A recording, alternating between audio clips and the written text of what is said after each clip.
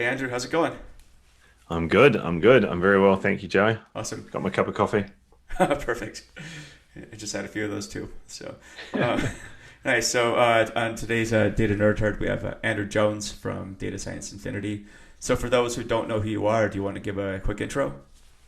Yeah, absolutely. As Joe mentioned, I created and run Data Science Infinity. That's kind of my full time job at the moment, which is an online data science program. But prior to that, to give a bit of background, sort of go backwards, I've been running that since about October of last year.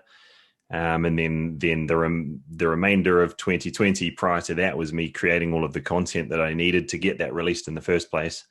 And then prior to that, I've sort of worked in analytics and data science, I guess, for 13 or 14 years, starting off in New Zealand at a telecommunications company, and then just continuing to sort of build and jump around industries. And I've done a lot of freelancing work as well, which I think was a great way for me to learn different data sets, different problems, different companies. I found that quite rewarding in terms of my sort of progression in terms of data science. And then, the last 5 years, I was lucky enough to work for Amazon for a couple of years. And then I did some consulting work with Sony PlayStation, which was really cool. I'm not a huge gamer myself, but that was a really cool, industry to land in, because while I don't game a lot, I know how amazing the stuff that they're doing is. And then because I was freelancing, some tax rules came in the UK, which sort of changed that whole consulting contracting market, and that the whole bottom of that industry dropped out. And I was sort of looking, what's the next step? Where should I go? There was some different roles that were available to me, but I'd always had this idea of creating some sort of a course. What that was, I didn't really know at the time, but I've been fortunate enough to also do a lot of interviewing in my career, and I've sort of found there was a little bit of a disconnect between what people are learning and what hiring managers are wanting from candidates coming in, and I just sort of wanted to bridge that gap, and that's where Data Science Infinity was born from, and it's just been the all-consuming thing in my life ever since about March of last year. Oh wow, that's awesome. Yeah, props on taking the leap, and I think taking a bet on yourself too. And um, you've been in the data industry for quite a while then, right? Like 13, 14 years is, I would say that's a good track record. What are some of the things that you've seen over the years in the data industry that kind of, I guess, caught your attention and may have led you to today? Well, my sort of, I guess my background's a little bit not interesting, maybe, but a little bit odd, maybe, when it comes to where people come from into data science. So I didn't formally study data science or computer science or mathematics or anything like that at university. I did a marketing degree and a psychology degree, and I luckily was talking to a guy who was in my cricket team, who was the manager of a marketing analytics team. And I was just graduating university, and I had studied marketing, and I had always had a passion for maths, and it was something that I was always reasonably strong at, even though I didn't go and study it. Um, and I was just talking to him, and he said, well, you should apply for this marketing analyst role.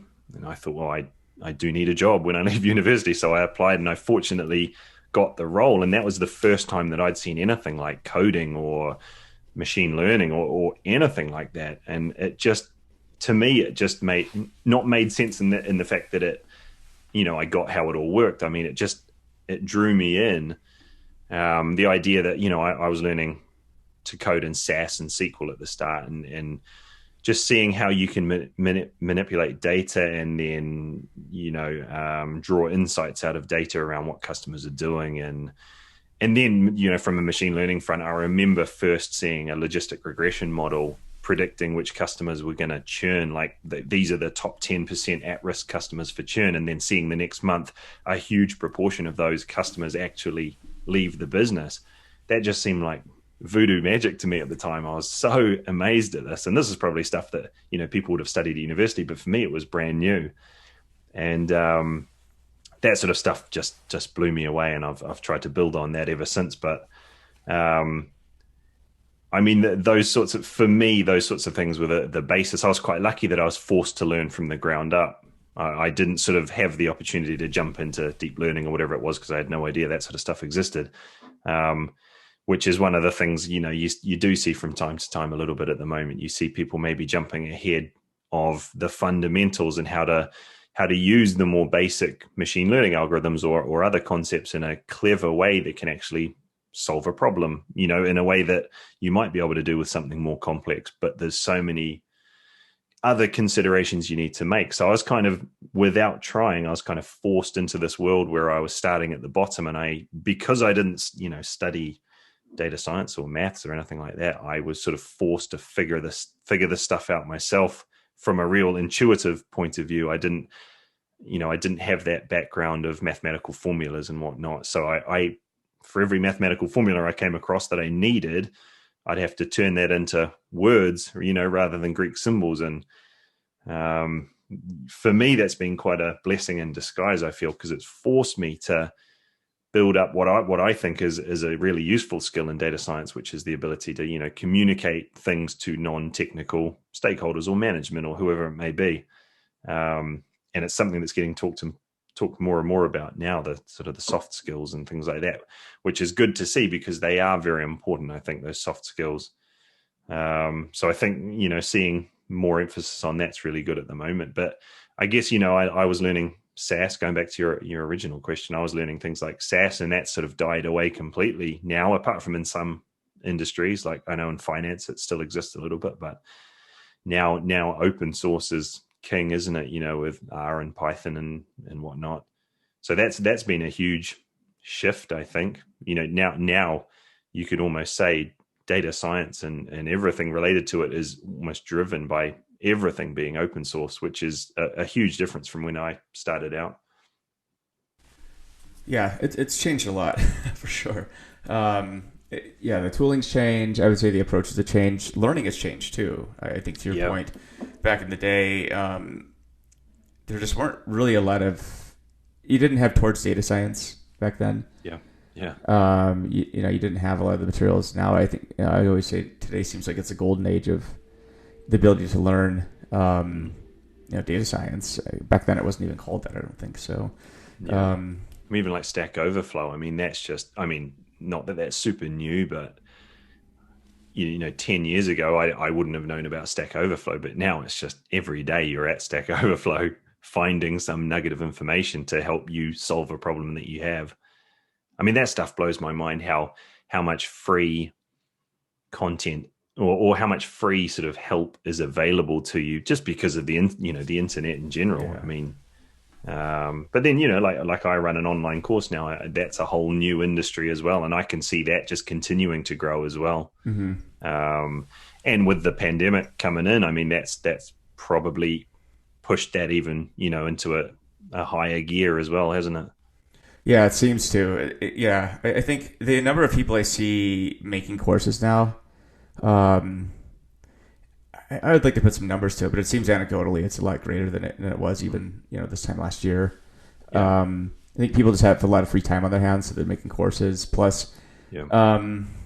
the thing I do like about courses, though, I think depending on the type of course and the industry you're in, but it seems like it's like the industry I'm in consulting, right? Like that's very much a zero sum game. Like a company's either going to hire you or somebody else. With courses, though, I don't see it as much as being a zero sum game, and so what I see a lot is the content creators who are making a lot of data science content. Some people buy content from multiple people, for example, right? And that's just kind of the nature of it. And I think that's pretty cool because what it indicates then is there's a growth opportunity for a lot of content creators in different perspectives, whether it's paid or free content. The amount of free content out there right now is mind-boggling. Like you say, you can't go on YouTube without seeing just endless amounts of like really awesome videos too. So, Yeah, absolutely. No, I know it does seem like a market which is absolutely growing, but I think there's room for more growth to it. Like you say, there's no bounds to where online learning can go, and online learning can actually be quite fast moving as well. You've got these people creating content who were using this stuff yesterday, whereas I suppose in more formal institution, it's probably changing as well, and you'll probably be able to talk more to it as well, with the work that you do. But sometimes universities and colleges, that they'll struggle to be as fast moving to keep up with the technology and the concepts which are being used in practice as somebody who's just creating it themselves from industry. And that, there's obviously pros and cons with both, but that's something that you do see. And it's probably just because of the sort of the formalities of how a university or a college operates compared to how easy it is to just, chuck the video camera on and create some content. That's pretty easy these days. Yeah, the course I teach, so I teach an advanced analytics using SQL class, and for that class we use BigQuery, which part of it is just there's no infrastructure to manage. So you just spin up a BigQuery and throw your data at it and get going. But also part of the motivation is to teach, I would say, a modern platform to students. Yeah. Because to your point, I mean, the cycle you have to do to create a class, get it approved by a university, and then teach it. Yeah. Like I'm working on a potentially a data engineering course, and that probably won't even happen until this time next year, right? For a university. And whereas, somebody like yourself or myself, we could just spin up a course, on Teachable or Podia. Yeah. Or just put free videos on YouTube and just get going. So, but because it's interesting because by the time the content, it's been out for a bit. I mean, things may have changed in this rapidly growing space like data science and, ancillary data fields. Things move at light speed quite often. So absolutely.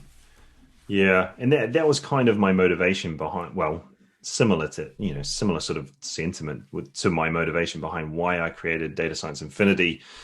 Kind of a little bit different to what I saw other people doing. Obviously, when you create something, you kind of want to find a gap in the market a little bit. Otherwise, you're competing with everybody. But like I said, I've been very fortunate that I've interviewed and screened, hundreds of data science and analytical candidates at Amazon and Sony and other companies that are renowned for the work that they do in the fields that we're in. And I did see this disconnect between what students are coming in with and what they think hiring managers are wanting, and they're just shouting about their skills. I know this, I know that, and everybody's coming from the same place where they're just saying, these are the tools I know, these are the skills I have, and just trying to sidestep that a little bit and say, the skills are important. That's what we're using all day, every day. But to sell yourself to a hiring manager, you've got to think a little bit differently. They're not just wanting Python. They need to know what you can do, or they need to know how much, what problems you can solve, or how much money you can make for the team, or how good you can make them look. They wouldn't admit that is a key indicator of what they're looking for. But if you were to talk to them privately, you'd probably, eke that out of them. But so trying to get people to understand that it's not just the technical skills, it's the sort of the softer skills, and thinking about it, always thinking from a business problem point of view, trying to get people to always be thinking about that. And not, the other thing with what I've created is it's not based around any sort of destination, I suppose. Rightly or wrongly, the way I've created it is you don't get a certificate at the end, because it's not you don't complete it. There's always going to be new content added. If you've always got unlimited access to the content and unlimited access to the guidance and support if you want it. It's sort of going down that idea that it's a journey, not a destination, which I think a lot of online courses not get wrong, because they're still super valuable, but certificates on their own and not everything. They're not what hiring managers want to see. They want to see you solving problems, or they want to see you showcase the value you can bring, I guess. So that's what I'm trying to bring to the table with Data Science Infinity, and how I tried to make it a little bit different, I guess. Yeah, I really like that approach too. And I think it's a very mature standpoint, right? Where I would say, especially for novice data scientists come out, it seems like there's an expectation that it is about skills, and that there's a certain, and that there is a destination, right? So in terms of expertise. But I think as you become more expert in stuff, you realize actually how much you don't know and how, yeah, there really isn't an end to this journey actually. Like every time I think I know something, nowadays I've given up on the notion that I know much of anything. Yeah, it's a really good insight.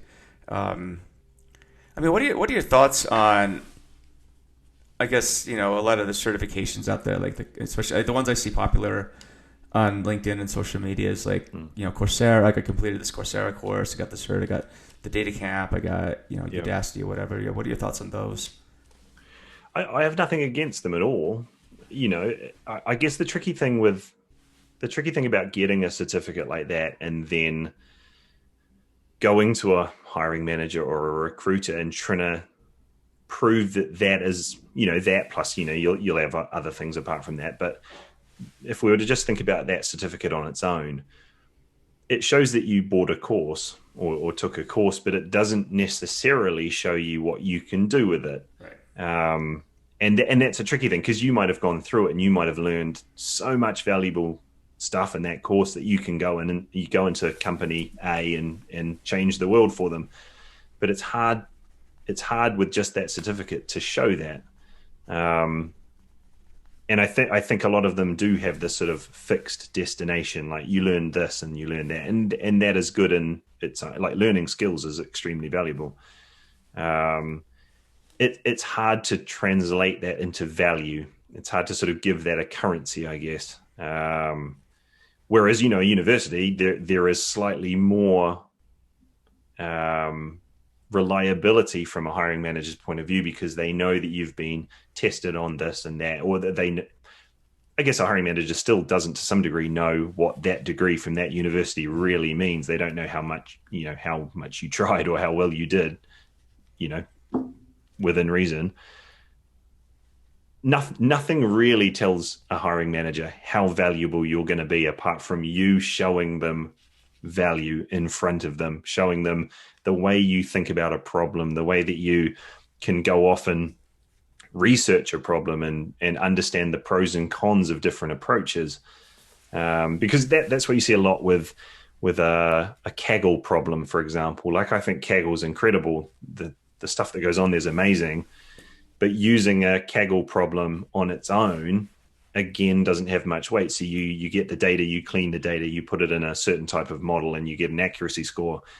To me, as a hiring manager, that's quite limited unless you give it some flavor. So I want to know, like, what was this problem you were solving and why? And even if you come to me with a Kaggle problem and you've just hypothetically put a business case around it.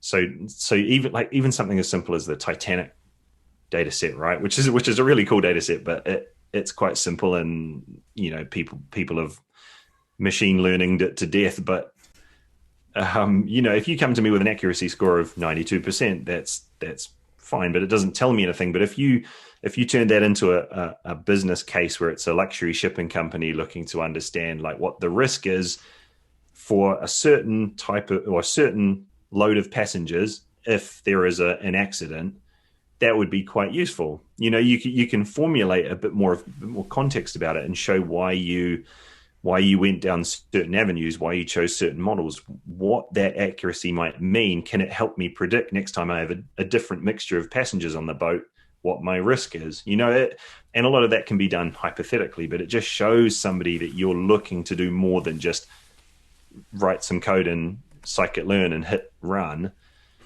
which is a great skill to have, don't get me wrong, but it shows more, and that's the sort of simple stuff that can make you stand out above everyone else, especially at the start of your career.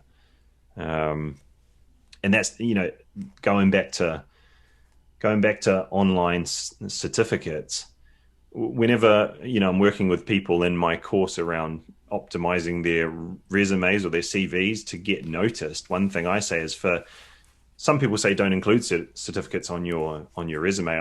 I think if you've got some really, ones that you're proud of, then include them, but just underneath put a section where you've got the key learnings that you got from it. It just has to be one line but it shows a hiring manager you've done something, and what did you learn? Like, what are the things that you can then take from that that might then be useful to the hiring manager? It just show, and it's so simple. It's just one line, but it shows them that you've gone that one step further and saying, this is what I learned, or even go one step further than that and say, these are the types of problems I could solve with the skills I've learned. And you can fluff that up a little bit, but it adds a little bit of currency to that certificate, because it's no longer just words on a page. It's kind of conceptual for the hiring manager. They can see, well, I have that type of problem. I need somebody to solve that type of problem. And those little things can really make you stand out from everyone else who's just listing certificates, I think. Mm-hmm. Yeah, and it seems like the certificates too these days have become almost table stakes. Well, let me back up. I think the skills that the certificates illustrate have become table stakes. So sklearn, TensorFlow, whatever, right? It's like, yeah, I want to get your take on this. I mean, is it important for a candidate to zig while others zag, or should, if you're starting out in your data science career, should you be doing the same things that everyone else is doing? It's an interesting question. I guess in terms of should you be doing the things that everyone else is doing, yes and no. I guess the things that a lot of people are doing, they're doing because there's a reason for them doing it. If that makes sense, that everyone's not going to be doing the wrong thing, most likely. So I think building up skills in those key areas is definitely worthwhile. But to me, the way to stand out is to take those skills and showcase the value you can add. I think when you're slightly further down your career, because you start your career as a kind of a generalist, don't you? Most of the time, you kind of you have some base skills that can solve some different problems, and you go in, and as you go further through your career, you may stay as a generalist. And I would say I'm probably more of a generalist skills wise than having gone into any specific avenue. But in some cases, the further you go into your career, you will become more specialized. Maybe you go into computer vision or whatever it may be. And at that point, there's probably hiring managers who are going, I need somebody to solve this specific problem. Who can show me they've solved this specific problem? And at that stage in your career, you can go, well, look, I've solved that particular problem for this other company. I can come and do the same for you. And that's fine. But at the start of your career, you don't really have that specific skill set that's going to solve specific problems for a company. So you're kind of having to go in as a bit of a generalist. And the way to sell yourself as a generalist is not with just skills. It's showing problem solving again, I think, because you're going to go into a new company and the problems are going to be different from what you've done at your last company or whatever it may be. And you just want to show that you can solve problems, you can think through problems, you can understand what an appropriate solution would be, and why that's an appropriate solution, I guess. It is a tricky one for people because it's a highly competitive industry as well. And it puts a lot of stress on people. I talk to people moving into the industry all the time, and it's properly stressing them, trying to get a job. They've had 10 interviews, they've had 20 interviews. They can't get in there. And that's the nature of data science, the beast, I guess. It has had a little bit of hype, maybe slightly misplaced hype, but it has become a very competitive industry.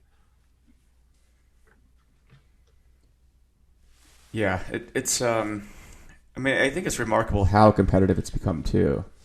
The I kind of want to get your take on this too, because I think the competition and I think how data science has been marketed may have something to do with this. I mean, Yep. How have you seen the role of a data scientist changing over the past several years?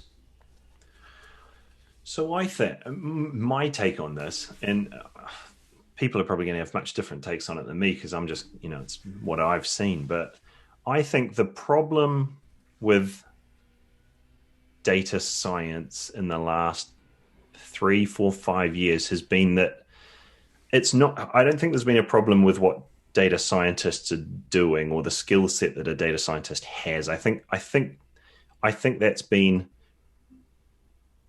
I think people have misinterpreted what a data scientist can and should do. I think so. So in the last 3 to 5 years, there was a lot of pressure on probably analytics managers and chief data officers to get data scientists in, because that's what everyone else was doing. And it sort of drove this vicious cycle of everyone needing data science. And it hyped the word data science up.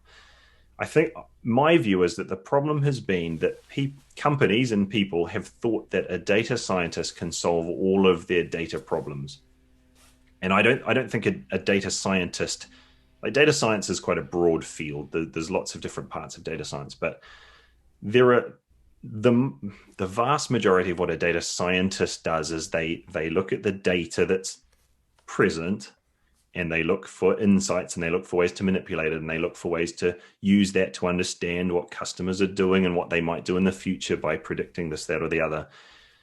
I don't think that's really changed. I think it's the misinterpretation of what a data scientist should do. And I think now we're starting to understand that there's this thing called data engineering, which is what we expected data scientists to do as well, perhaps.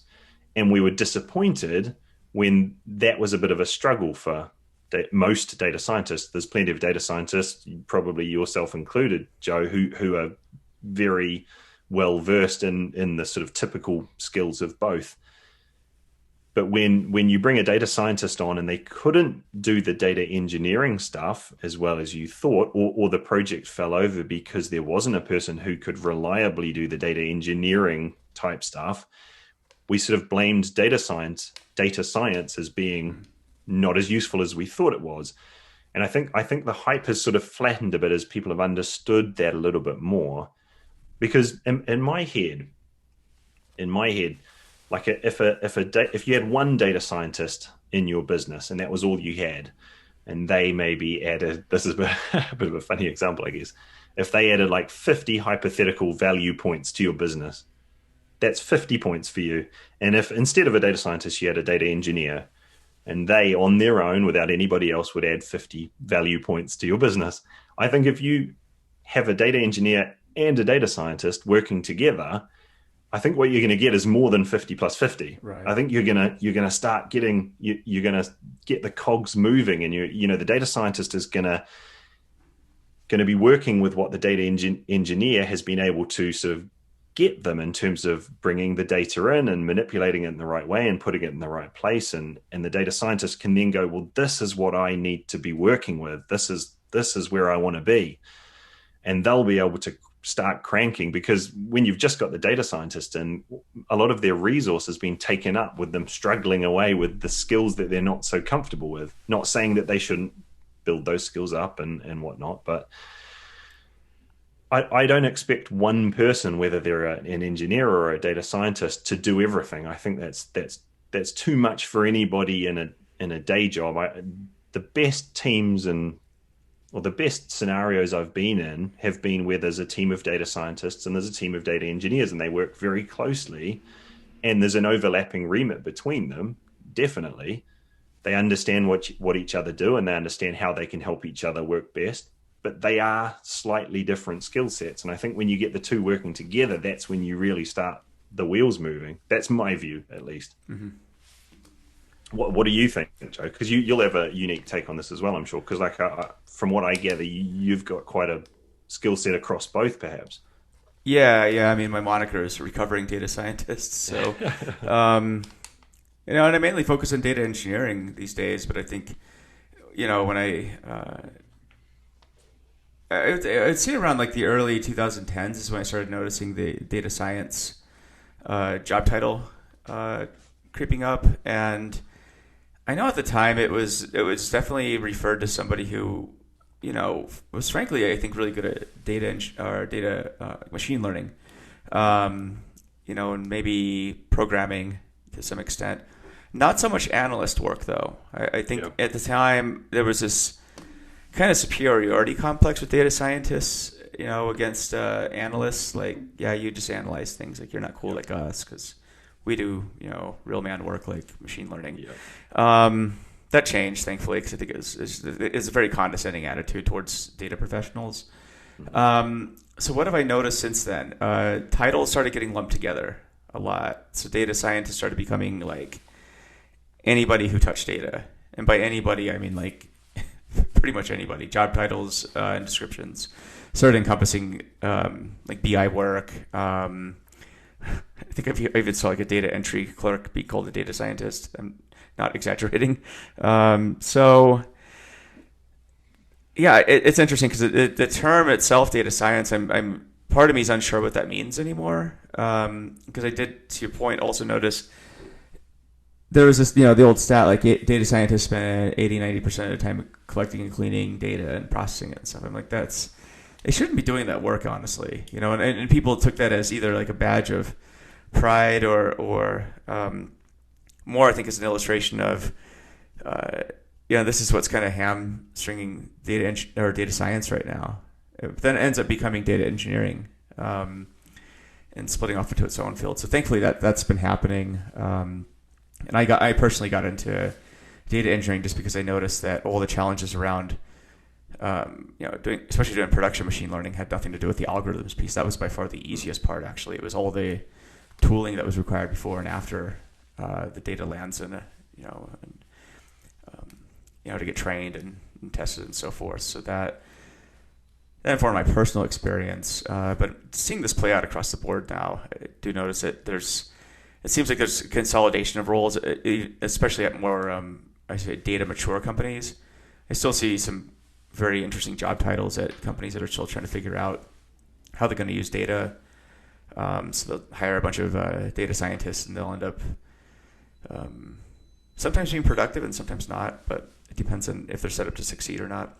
So, Yeah, I think that's true. The idea that data science became the job title that people wanted, didn't it? So a company, it started off probably somewhat more specific, but then more people wanted the job title. So then a company wants to bring in people, they want people to come and work for them. So they have to name the job data scientist because they know they get many, the applications come in. Whereas if you put data analyst, they wouldn't come in because people say, well, I don't want to be a data analyst. So it's this vicious cycle we get into. I agree. And data science is such a broad term these days. It really can mean anything.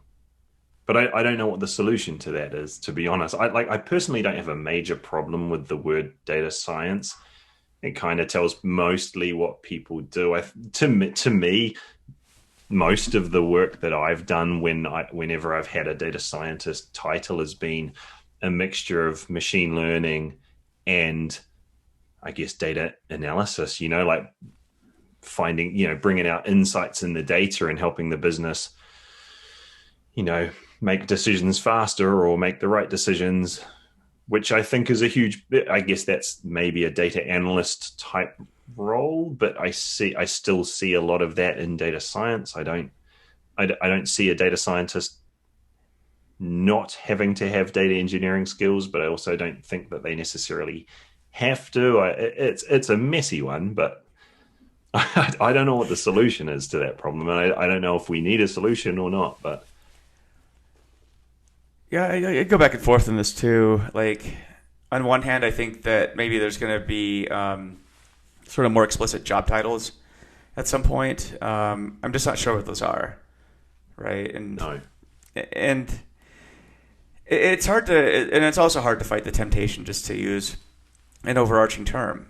So, yeah, I think at the end of the day, there's probably not a lot you are going to do about it. It just is what it is. And if data science infinity becomes data something or other infinity, then I guess it's it's just, it is what it is. But for the time being, it's a term that's used, and same with data engineering. Like that's I've been thinking a lot about data engineering, just in the context of like what does it even mean, and that term I think is also one that's ripe for potential bifurcation as well. There's a lot of job titles that are intermingled with that, and I think but it's also just, with the explosion of data and new approaches and new techniques and technologies for handling it. Um, there's just I think there's just a growing permutation of just, again, approaches and ways of dealing with it, and probably job titles, right? And so it's Yeah. hard to see where it all kind of goes. Yeah, data engineer, I'm sure has been around for a while, but I've really started seeing it in the last year or two a lot. Mm-hmm. There's always been like in a company you've worked at, there's always been like a database manager or a database developer, and I'm sure all of those terms must kind of fit into the data engineer title now. And then you've got data engineer and you've got machine learning engineer, and I Right. suppose the difference is that I suppose the difference is that a data engineer would be working more with the raw data before it goes into anything like a machine learning model, and a machine learning engineer would be taking a machine learning model and making sure that it can go into production. Yep. That would be my interpretation of the difference between those two roles. But then I've worked in companies where the engineer role would work before and after. They'd be helping you with both sides of that. So again, it's Yeah. not perfect, but maybe it doesn't need to be. Maybe a job description is, a data scientist or a data engineer job title with some more useful description of the types of things you're going to be doing is enough. Yeah. Because we all know that the hiring process is a bit of a tricky one as well at the moment, isn't it? With companies still just putting every tool and tech, every tool from their tech stack into the job description, Mm-hmm. or nobody really knowing if they should apply for that job or not. So maybe that needs some work as well in the industry. Yeah. Coming up with a better understanding of what it is you actually want from a candidate. Right. Yeah, that makes a lot of sense.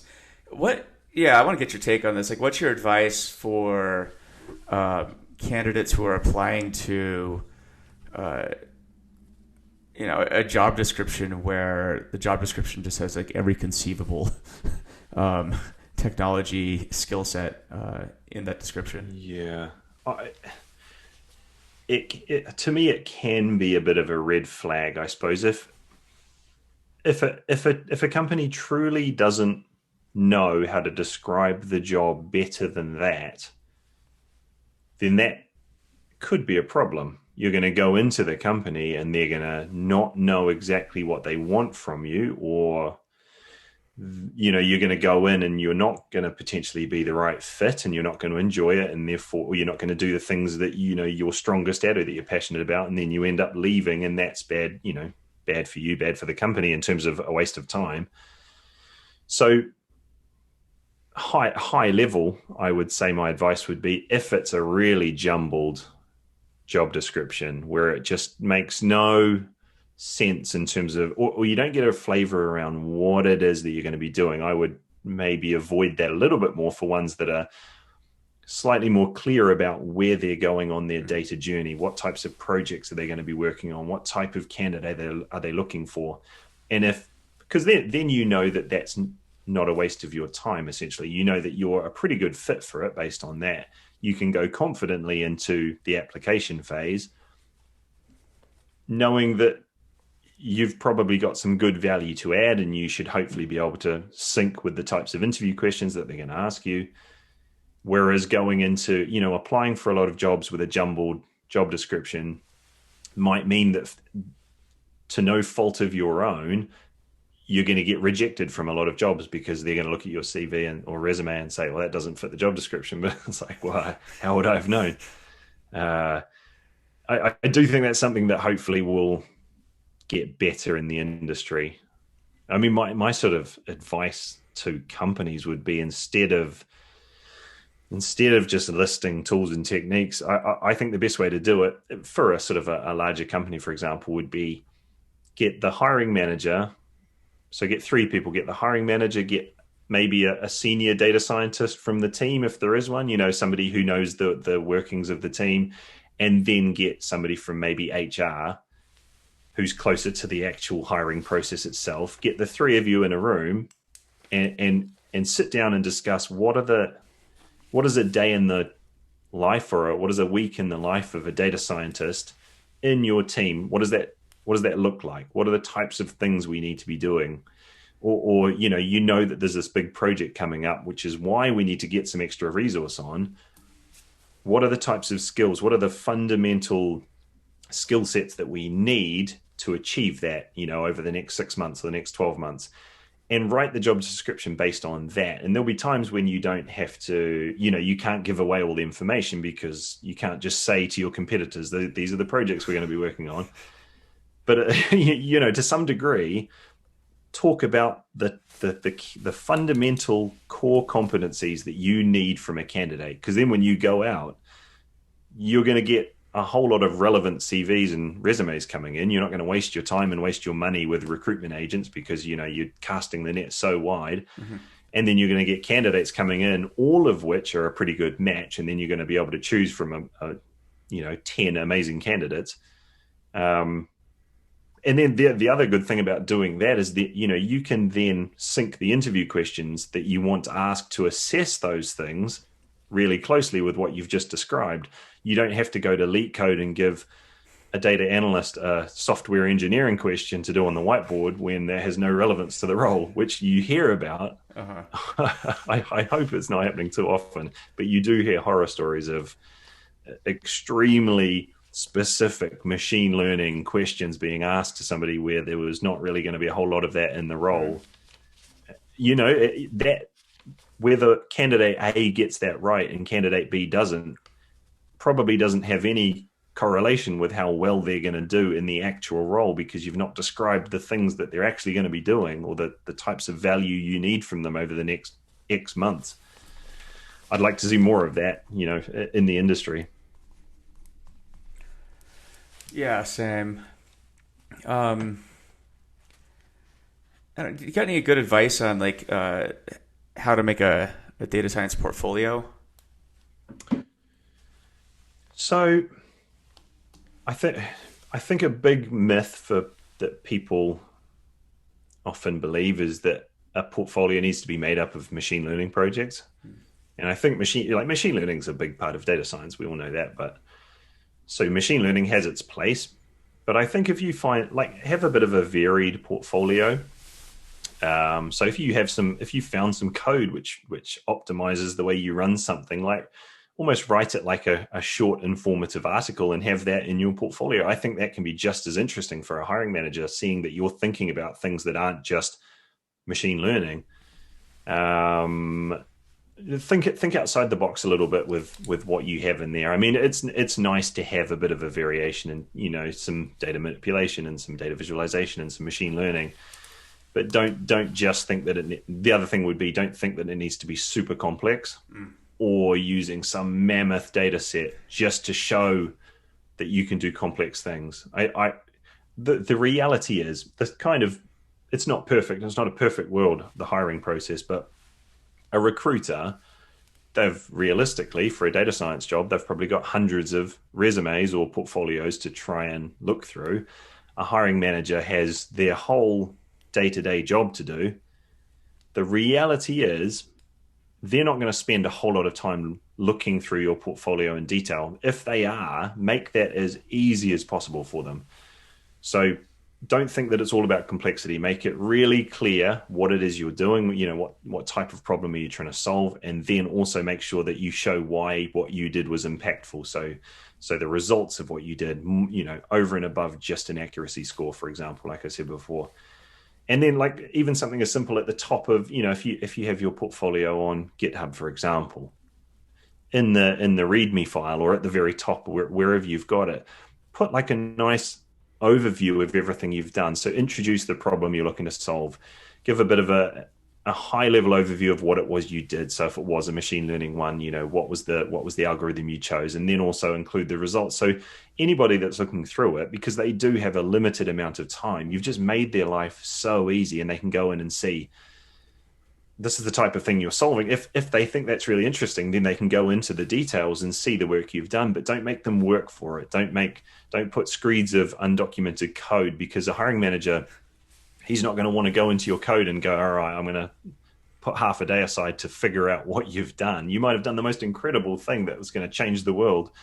But if a hiring manager has to work hard to get it, he's just going to say it's too hard. I don't have time for that. Just make their life easy. That would be my sort of high level advice around portfolios. And to tack onto that too, what's your advice for ways that candidates can market themselves outside of the interview process? I think just creating any sort of brand is not a bad thing, like networking on LinkedIn, growing a bit of a network on LinkedIn, writing things on Medium, even if it's don't think that you have to try and go super complex, or don't compare yourself to other people who have been in the industry for longer than you, who are doing more complex things. Just start with what you're comfortable with and start building it one day at a time. With networking on LinkedIn, for example, if you almost day to day, you might add a couple of contacts, and that seems like it's never going to get you anywhere, but you'd be surprised how many good things come from networking. Not only scrolling through your feed and seeing the useful information that somebody's sharing or the advice people are sharing, but you just never know where a contact of a contact might come in handy. Don't I guess from an idea of what not to do, don't spam hiring managers without some thought. So be thoughtful about the way that you talk to people. Don't just copy and paste a message to people, because that, again, it shows that you're not really invested in what they're doing. Or, have a look at their profile. Try and think about. I don't have a problem with people getting in touch with a hiring manager, for example. It's not guaranteed to get you anywhere, but it's not the end of the world. But be really thoughtful about what it is you're saying to them, because that's their first impression of you. But yeah, a network on LinkedIn can be more valuable than you think. So just slowly build that up, I think. And I don't know. I think it is valuable to have some presence online. Wherever you go for that, it's kind of up to you. But what do you think? Yeah, I mean, definitely agree. I think just in a crowded space like data science, especially where it's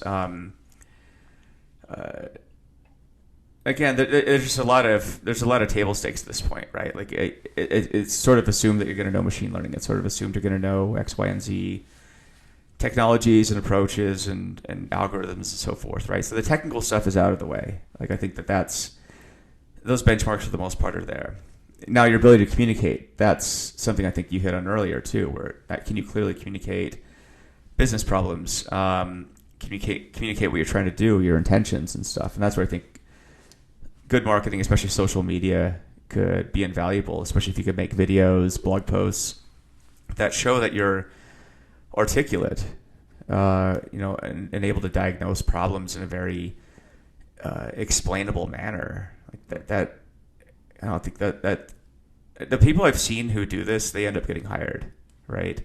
And the thing is, they also end up building a brand too. So I think the approach these days is like you and I we're building our brands, and we have a brand, and they continue to grow, and that's just the nature of the world we live in these days. If you're not building a brand, then you're sort of at the mercy of the whims of wherever you are in life right now, right? And you don't really have that much control over your situation, whereas building a brand does give you, I think, more control over your destiny, just because then you become a known quantity to people, and hopefully a trusted advisor to people. It would be awesome if candidates were making content to the point where people were hitting them up for advice, and even hiring managers were asking them for advice. Like that would be, I think, a great spot to be in. But you only get there through effort and trying, and consistency is the other thing, where you got to be consistent about your content and your learning. So if you're learning something, my advice is just make a series of YouTube videos about it, or write a blog post about it, and just show your journey. There's nothing cooler than seeing somebody who's started from nothing, because we all started from somewhere. Not any of us are born, data people, maybe with the exception of Mike Wimmer, but who taught him to program Python at like the age of 4 or something. But even he had to start from somewhere, right? And but the journey is everyone's journey is their own journey. But I think that a cool journey that's clearly communicated and articulated, I think can inspire a lot of people. And again, that could include hiring managers. I remember I would get messages from hiring managers. Maybe I was looking for work, maybe I wasn't, but they were just asking for advice on machine learning stuff, and like, Yeah. cool, happy to help. So yeah, I just say put in the effort and don't be afraid to make mistakes in public. That's the best way to learn how to communicate better. That's the biggest step, isn't it? Getting started and not worrying about making a mistake because you feel like you're putting everything out in public. Right. And the other thing with social media as well is it's a hard place to keep a good understanding of what reality is. Yeah. So on social media, you see everybody posts their best stuff on social media, right? So everybody puts that amazing deep learning model they built to do something, right? And you see it working. They put a video up of it working, and that's great. And automatically you go, everybody knows more than me. I can't build that. Right. But they probably spent 3 months, 6 months building this project. They probably messed it up a bunch of times. The code behind it's probably just horrendous,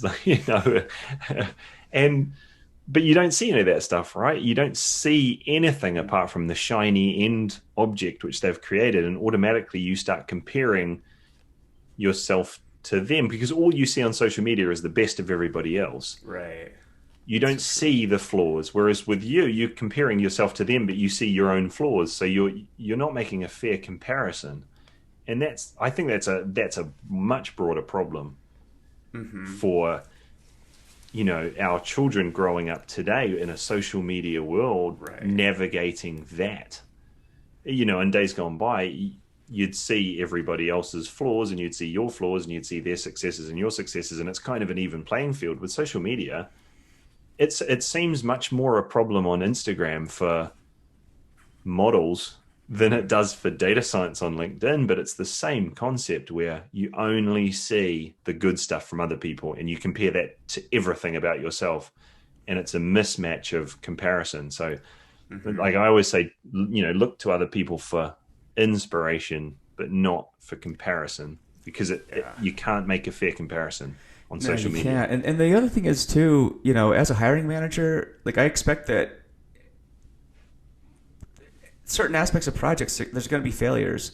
That's part of the process. And like maybe one way to combat this is just, here's some other advice for people. Like be open about your failures along the process, along the journey. And if you can, I think, be candid about what you learned and,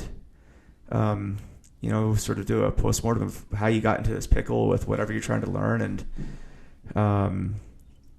and learnings from those learnings, so to speak, then to me that's impressive because it shows that you got a sense of humility and a sense of, the ability to keep trucking on. Like the things I look for when I'm hiring is like your ability to continuously learn. Like I optimize for that almost over everything else. And the reason for that is the field is changing so fast. Like the skills you've mastered today are not the skills that might be important 2 years from now.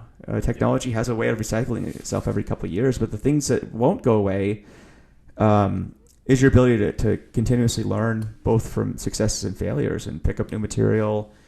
I think if you can just optimize for being a better learner, and part of that is being a really good at failing, then I think that circumvents this. But to your point, like in social media, you only get the curated version of somebody. You don't see the 100 times that they failed at that before they managed to film it and luckily got it correct, right? And so yeah, absolutely. And I completely agree with the way that you talk about hiring there, and that was something I loved about the way that Amazon ran their hiring process. So say for an analytical role, not necessarily a data scientist, but a general analytical role, the process was pretty similar to anywhere else. Like you'd be screened, your CV would be screened, and then the next stage would be a phone interview with a technical test. But that technical test was never trying to trip you up. It was to measure that you have the baseline competencies to do the role. And if you have the baseline competencies, they'd move you to the behavioral interview. And that's where they would determine whether you were an Amazonian or not. which is like, and a massive part of that would be like that growth mindset that you've got the baseline stuff, but how can you use all of that to be creative and solve different problems? It was never a question of, have you done this specific thing before in your life that we're looking to do, because that person might have done that, but they're not going to fit into everything else the way that the Amazon machine, works. And I really like that approach. It never excluded people who had a bad interview, or it never excluded people who made a mistake. It would, there'd be people who just didn't have the core competencies for the role, and that's fine. And you can go build those up and come back. But I like that idea of not trying to go too hard on the technical coding type test. Mm-hmm. Don't rely too much on that to understand if this person's valuable or not. And the other thing you said there, which I liked, was the idea of making mistakes and showcasing those, or showing what you've learned. So I think that's a really good thing that you could do on social media, or in interviews as well. I mean, one thing that I get asked a lot around interviewing, just in general, is, what should I say when the interview question is, talk to me about a mistake you've made, or talk to me about a weakness you have, or something, because that's quite a common sort of question. But like, my advice is to that type of question is going to come up in a lot of interviews. So prepare for it, but think up the biggest, goriest, awful mistake that you've made and use that as your example. Mm-hmm. Because everyone has one or two or three, like really bad things that you've messed up. Or could it be anything? It could be anything. I try and keep it not like, one time I ran over somebody, like I don't know how you're going to bring that back, but like everybody's done something where they've made such a big error in the code, or they didn't check something and it meant that all of these customers got the wrong information sent to them. Mm-hmm. Think up the biggest one, and that's your answer for that question. Just make sure that you have a really good answer for what you learned from it. Yeah. And that does, and you mentioned this when you were talking about it, it shows humility. I mean, if you go in and you say, yeah, I'm gonna blow you away with this mistake that I made, and you talk about it and you share a laugh because it's now funny because it was 5 years ago. Yeah. And then you say, yeah, but since then, I've made sure that I always put these checks in place, and mm-hmm. It's never happened since. And you've showed humility, you've bonded with the interviewer, you've not tried to shy away from it, because the worst thing you can do for that question is try and sort of show that you've never made a mistake, because then people are sitting there going, well, you're just a liar, because everybody's got at least one howler that mm-hmm. They've got in their career. I reckon go big with that question, but just remember to show that you've learned something from it. And I think that's a really positive way to answer that question. Yeah, I totally agree too. It's I think if there's one thing I want to take away from this chat, I think it's failure is a good thing. You should talk about it, right? In a constructive way, of course. But for a lot of teams, though, right? Any team that's working on something interesting, it's going to be hard. And I know I want to see your ability to bounce back from stuff. I don't want to see that you just took the easy road and like life's been nothing but just pure pleasure and happiness the entire time. Like, that's not the case when you're doing something that's where you're going to be pushing the boundaries of something, right? Like, you're going to fail. And I want to make sure you're tough enough mentally, and emotionally to bounce back from that. Because I don't want people on the team that are, the moment things get tough, you're just going to bail and go somewhere else. Because the types of problems that are being solved on any good team, I would say, those are innovative types of problems that you're solving, and so you have to have the wherewithal to stick it out. But you don't get that kind of grit unless you've experienced failure. It's not like you're gonna just your first time ever experiencing a setback, like you're gonna just magically figure it out. Like, I always have the saying, like, you don't really rise to like your highest potential, you just sink to the lowest or average level of your potential. Typically, when things get tough, like, you just default to whatever behavior you had. So yeah. If you've been pushing yourself really hard and learning from that, I mean, just your baseline is going to be a lot higher than somebody who it just sort of takes the easy way out and everything, or doesn't try, right? Yeah.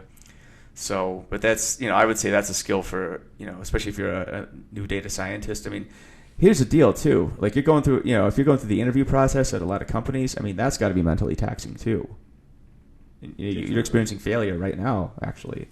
But you got to learn from that, because your other option is just to continue doing what you're doing and getting the same results.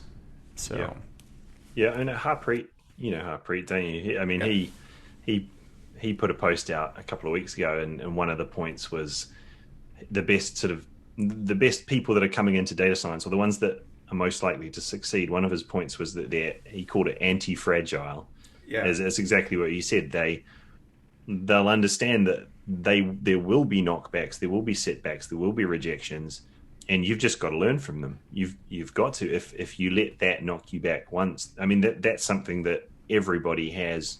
No matter where you are, you could be at the very top of the field, you're going to be getting knocked back. I mean, there's the guys at the top of the deep learning field. I'm sure they deal with setbacks every day as well. I'm sure they probably have imposter syndrome if you really, push them on it. So, you do. It's probably the same with anything. It's not a data science specific trait to have. No. But going back to Amazon as well, they had this sort of fundamental concept within how they operate their business, which is not, for nobody to be scared of failing. Don't care. We don't care if you fail, just fail fast. Mm-hmm. Like figure out what's not going to work. And if it's not, let's pivot, let's keep going. And that's just, I would have never thought about that really in that context until I heard them sort of explain it into, in the way that they work. And I really liked that. Mm. But yeah, rejections for people in the early stages of their career, that's something that unless you're lucky or you're very good, that's the reality. You're going to face it. But I try and tell people, every rejection it's a practice. If you go through 10 interviews and you get the 11th, I mean, by the time you've done 10 interviews, you're really good at interviewing. You've said those answers 10 times. They're going to be slightly different in every interview, but you've done 6 take-home assignments. You know what they're going to be asking. There's going to be a point where you're just so good at interviewing now, you're going to get the role. But you're always one step closer. I always try and say you're never a step back. You're one step closer to the actual role that you're a good fit for. Because if you're a good fit for it, then you'll get the role. It takes a while. There's no way around that unless you're very lucky. Yeah, and luck's gonna be part of that too, right? And so never discount luck. It's I mean, especially if you're in probability or stats, like that's an element. So yeah. And bad luck too, right? Like you could have people say I had the best interview, I nailed it, and then you find out you didn't get the job, and that can be quite disheartening. You think, well, my best isn't good enough, but reality is you probably had a bad interviewer. Maybe you just had a bad day. The answers didn't come out that day. That's fine. Move on. Next time it'll be better. Yeah, it'll be better. Cool. I think that's probably a good place to close things out for now. But it's been a pleasure talking with you. I feel like we could keep talking for a while. So for people who want to learn more about you, what are some good places to find you? So I guess LinkedIn is probably the best place to find me. That's kind of the only real social network which I'm on. Nice. So you can look me up, Andrew Jones. My name is Andrew Jones, Data Science Infinity. Andrew Jones is probably one of the most common names in the world. So if you put Andrew Jones, Data Science Infinity, you'll hopefully find me. I'm trying to build up a YouTube channel as well at the moment, which I've literally just started about 2 or 3 weeks ago. Awesome. So I'm going to be putting more and more content on there, which is cool. So look me up on there. And then if you want to know more about Data Science Infinity, you can just go to data-science-infinity.com, and that's got all of the information. So, everything about the course, the full curriculum, there's preview videos you can watch. There's a bunch of free stuff you can download. There's feedback from students, so you can understand exactly what it is and what it isn't. And then if you want to get in touch with me from there, you can as well. So yeah, just look me up. I love talking data science, so I'll be more than happy to talk to anyone that gets in touch. Awesome. Well, Andrew, it's been fun. So we'll talk to you again, hopefully soon. Thanks a lot, Joe. It's yeah, been awesome. Yeah, best of luck. All right. Have a good one.